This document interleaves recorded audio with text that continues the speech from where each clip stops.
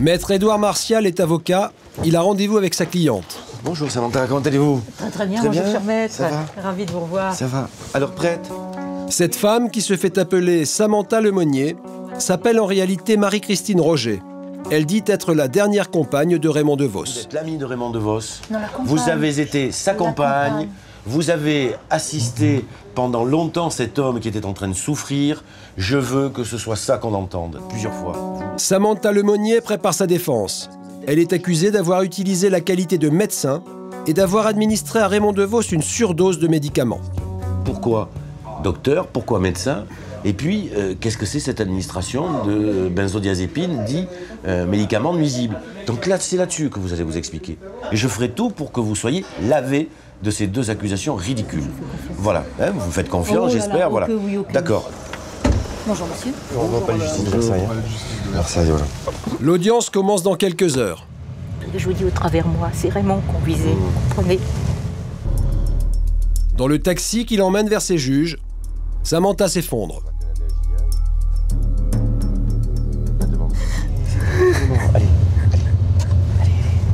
Allez, Samantha, allez. Il faut être concentré sur le moment. Allez, d'accord? Allez. Allez, arrêtez là. Allez, c'est fini là. D'accord? Allez. Excusez-moi. Non, mais vous n'avez pas à vous excuser, on comprend. Mais allez, ça y est, c'est fini. Séchez-moi ces larmes là, et puis que... Je vous ai dit, il faut être digne et ferme. Oui. D'accord? Quels sont les faits reprochés à Samantha? En 2005, Raymond DeVos est gravement malade. À l'hôpital, les médecins découvrent que l'artiste a absorbé une surdose de médicaments, qui n'est pas de nature à mettre sa vie en danger, mais qui conduit la famille de l'humoriste à suspecter Samantha. On a su qu'il était en surdosage de médicaments, donc il y avait une personne qui était susceptible d'avoir fait ça, donc pour nous, c'est elle qui a fait quelque chose. Qui est vraiment Samantha Lemonnier? Une empoisonneuse ou simplement la femme aimante qui a accompagné l'humoriste dans les derniers moments de sa vie?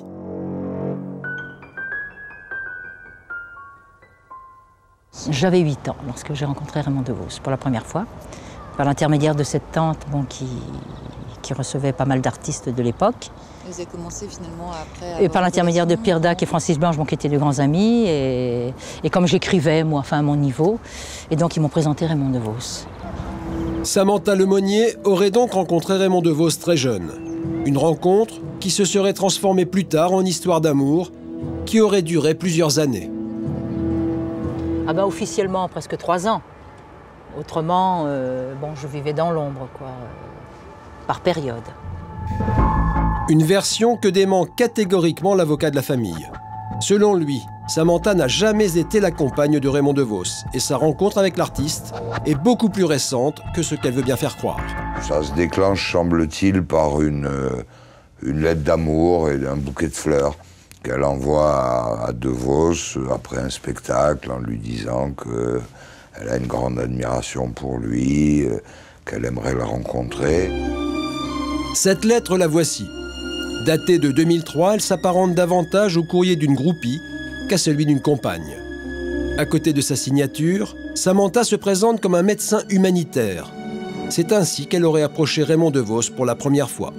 Il y a sûrement, à un moment, on va dire une liaison. Alors, est-ce que c'est une aventure? Est-ce que c'est une liaison stable? C'était pas Madame DeVos, donc elle n'a pas à se présenter comme ça. La famille de Raymond DeVos découvre l'existence de Samantha seulement 8 mois avant sa mort.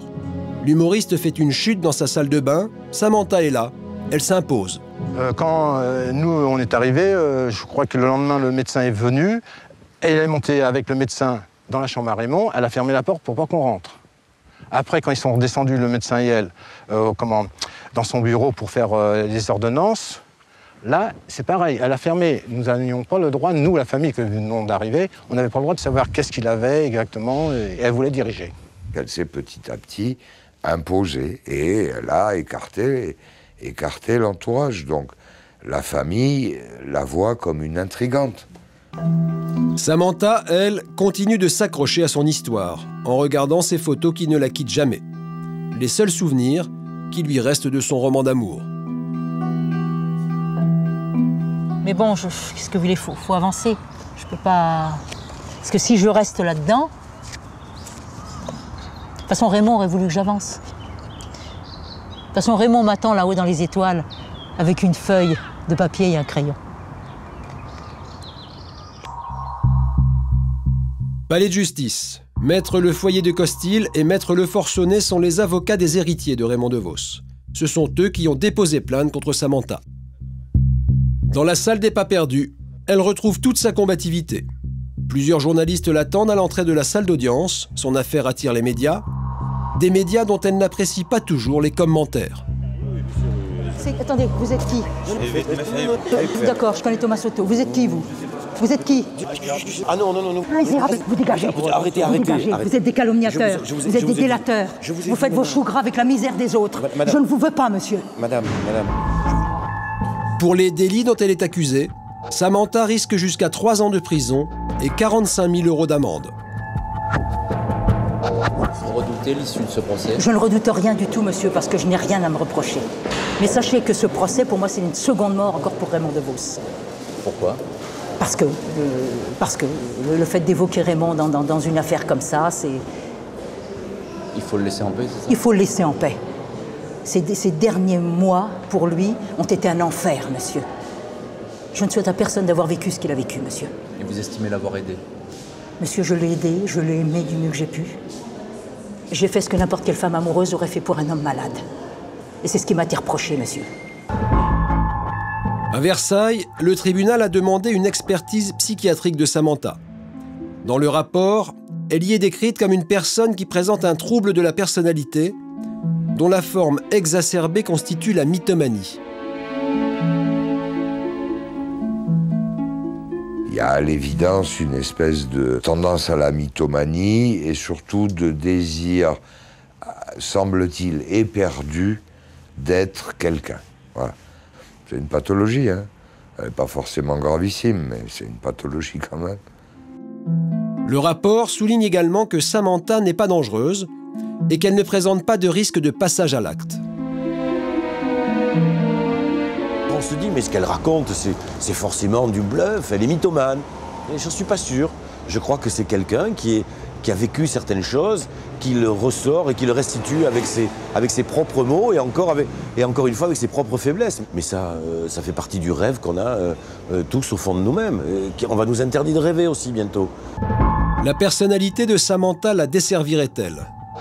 Après 2 heures de débat, le procureur requiert 6 mois de prison ferme à son encontre. Une peine sévère, même pour les avocats des parties civiles. À mon sens, le procureur a été particulièrement sévère parce que Mme Lemonnier n'a fait preuve d'aucun repentir, d'aucun remords. À aucun moment, elle n'a remis en question sa personnalité. À aucun moment, elle n'est venue dire « je me suis peut-être trompée, j'ai peut-être exagéré ». Elle est absolument sûre de son bon droit, alors que tout le reste des gens qui la regardent comprennent bien qu'il y a un vrai problème.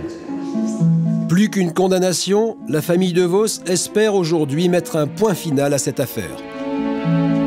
Nous, ce que nous voulons, c'est qu'elle arrête ces histoires dans la presse et qu'elle se montre au monde comme ça. Et en fin de compte, elle n'est pas cette personne qu'on croit. Parce que beaucoup de gens croient que c'est la pauvre et que nous sommes les méchants. Alors ça, je peux vous certifier qu'on n'est pas méchants du tout.